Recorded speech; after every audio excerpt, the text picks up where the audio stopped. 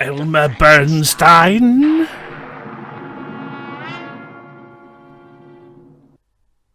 Bernstein. You're putting me on. No, it's pronounced Bernstein. Do you also say Aylmer? No, Elmer. Well, why isn't it Aylmer Bernstein? It isn't. It's Elmer Bernstein. I see.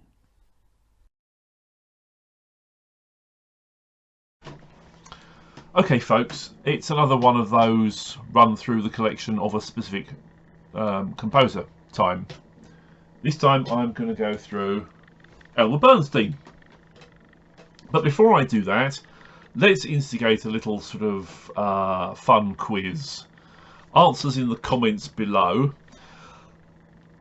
Obviously you see I've been doing these in terms of decreasing quantities that I've got through different composers. I started with Goldsmith and Williams, for whom I'd got over 100, and then I went down to Zimmer, for whom I'd got 50 something, and then I went down to Danny Elfman, for whom I'd got 40 something, and James Horner, and I've done Morricone, and I've done John Barry, and I'm now about to do Elmer Bernstein. So the question to you folks out there is, who, if I carry on in the same vein, who will be next?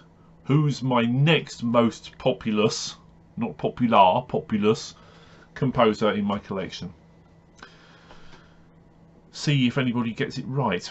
I know who it is because I've counted, but see how you do. Right, anyway, on with Bernstein. So I'm going to start with vinyl, of which I've just got 4. Well, 3 really. The first one is a cheat, by which I mean this is the Thoroughly Modern Millie album. Now, Thoroughly Modern Millie is the film for which Elmer Bernstein won his only Oscar, ludicrously, but this album does not contain any of his music. You can see there it's all the songs, and it says there arranged and conducted by Andre Previn. So that's essentially, it's a Previn album. Bernstein does get a passing mention on the back cover, but there isn't any of his music on the disc. So I'm including this in the Bernstein video, just kind of nominally, really. However, then we have Airplane. This is the album version, which has got bits of the music mixed in with all the dialogue, so you can enjoy the comedy from the film. Thanks to Birdman, I am now aware that there is an expanded score only, I think it's a double CD, or it's certainly a CD, but I haven't got that. It's on my want list.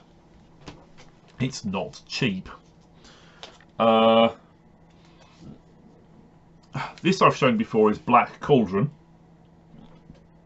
I showed it when I was doing my Varese vinyl video. This is from Vinilo, which is a European label that Varese licensed that to. And then here's one that's very early, Walk on the Wild Side. So you can see how early that is. That's not only on vinyl, but it's on mono vinyl. It's like, I can't remember when that is. It's late 50s, early 60s. So very early Bernstein. That's all for the vinyl world. However, let's look on to. I don't think these are in any particular order. No, they're not. We have The Age of Innocence, which was early 90s? Yes, 93. Very good score that was. One of the classics, of course, is The Great Escape. I'm sure there are longer expanded versions of this disc, but I only have the original 13-track Intrada version. The Magnificent Seven. That, as you can see, is not an original release. like the actual soundtrack recording. That's a re-recording on Koch Classics, done by James Sedaris and the Phoenix Symphony Orchestra. It's a really nice recording though, and then it's got a 6.5 minute sort of suite from the Hallelujah Trail on the end of it as a sort of bonus track, which has got kind of chorus in it. Last Man Standing. Now that is like, well, you see that it says on the front there, music inspired by the film, which means it was one of these rejected scores. So he was hired to do the thing and then kicked off and somebody else did it.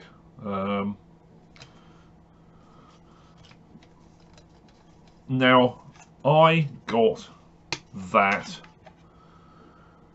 super cheap from our price in 1999, and the reason it was super cheap was because they'd lost the sleeve, so it was just in a cardboard sleeve. They'd lost the jewel case with the artwork in it.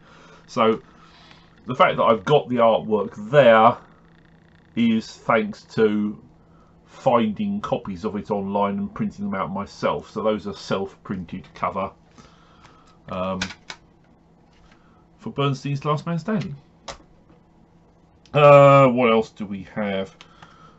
We have Return of the Magnificent Seven. Yeah, Return of the Magnificent Seven. That's a Rykodisc version. We have Three Amigos, which I've also had for a very long time on vinyl. In fact, I actually ended up with 2 copies of that on vinyl. I love this. This is score by Bernstein and songs by Randy Newman, and it's just great fun. I love it. Things that I've got 2 copies of is Wild Wild West. That's the original and that's the expansion. They're both on Varese. And likewise, Stripes. That's the original and that's the expansion. In this case, that one was on Varese and that one was on La La Land.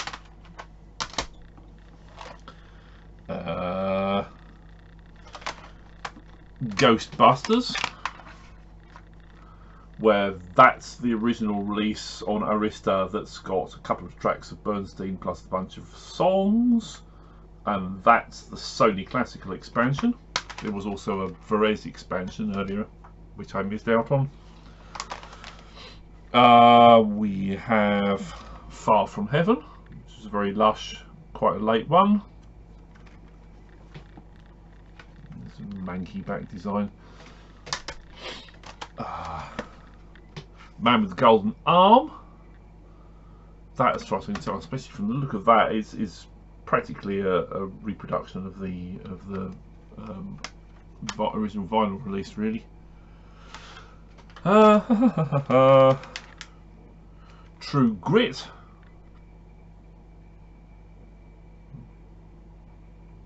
That's. Is that a re-recording? I'm not sure, but that's on La La Land. No, I think that's the original recording. La La Land. We have To Kill a Mockingbird. That is a re-recording. That's Bernstein with the Royal Scottish National Orchestra, which is Ian's local orchestra. Yeah, so that's on Varese. So it's produced by Bernstein and the ubiquitous Robert Townsend. And then we have the Ten Commandments from that kind of biblical epics era. A few more. This is a twofer that's calling itself the Films of John Wayne. It's got True Grit again, obviously not as much as that standalone disc, but it's also got 1, 2, 3, 4, 5, 6, 7, 8, 9, 10, 11, 12, 13, 14, 16, about 18 minutes from the Comancheros.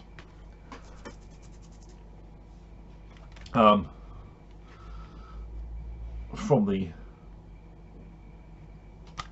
80s comedy era, Spies Like Us. In fact, that's Dan Aykroyd probably got that gig off the back of Ghostbusters, I would imagine. Here's a John Landis movie. It's a very silly film. Buccaneer. What labels that off? It's all DRG. Originally released as Columbia in 1959. Yeah. What else do we have? We have Kings Go Forth, which is on the slightly weird Hallmark label, which always feels to me, actually so is Summer and Smoke, like they're kind of grey markets. They've found a thing that's gone out of copyright in certain jurisdictions and just re-released it, I think. There's Frankie Starlight. That's on Verez. There's Hawaii, which is on Tsunami, another one of those. Are you sure? Labels. We have. I'm going through these in sort of random. We have Saddle the Wind and Heavy Metal, which are both on FSM. Well, this is Golden Age and that's Silver Age. So it's obviously a few years between. That was 1958 and that's 1981. So yeah, a composer who spanned the Golden and Silver Ages. We have The Deep End of the Ocean. I don't know anything about that, but from the look of that picture, it's got to be a sort of romantic drama, hasn't it? I would have thought. There's another version of The Black Cauldron, which obviously I had on vinyl, but this is an expansion on Intrada CD. There's Cecil B. DeMille, An American Epic. It's Bernstein working with the City of Prague there. There's The Amazing Mr. Blunden, which is an absolute stone cold classic, that one. Now then, The Scalp Hunters is the one that I most recently purchased, so I got that this month. That's on Quartet. There's Bulletproof. Look at that, it's Adam Sandler and Damon Wayans. Bodes for a high quality film, doesn't it? It's really short. This is about 26 minutes on that. It's from Verez's kind of short releases period due to kind of union rules and all that kind of stuff. Yeah, I think that was for a very long time. It probably still is going dirt cheap in Verez's website as a kind of like bargain bin. Then we have, if my discs are stored alphabetically by title, this is the one that is right at the very end, the last thing I've got.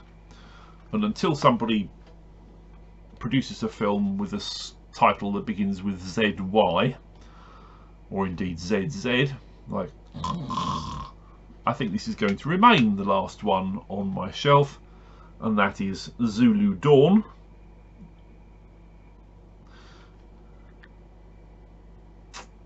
Royal Philharmonic. And then last but not least, the highly controversial Slipstream.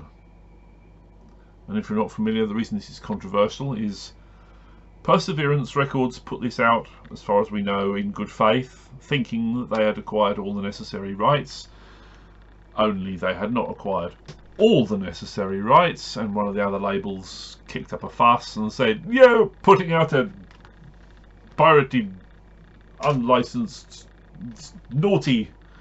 And when they did that, the estate of Elmer Bernstein kind of went, "Huh? What? Who? Where? Oh yes!"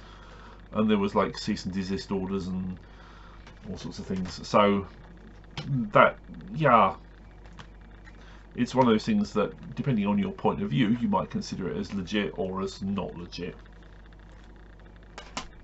So that is my Elmer Bernstein collection. as I said at the start, put your guesses down below as to who's going to be next.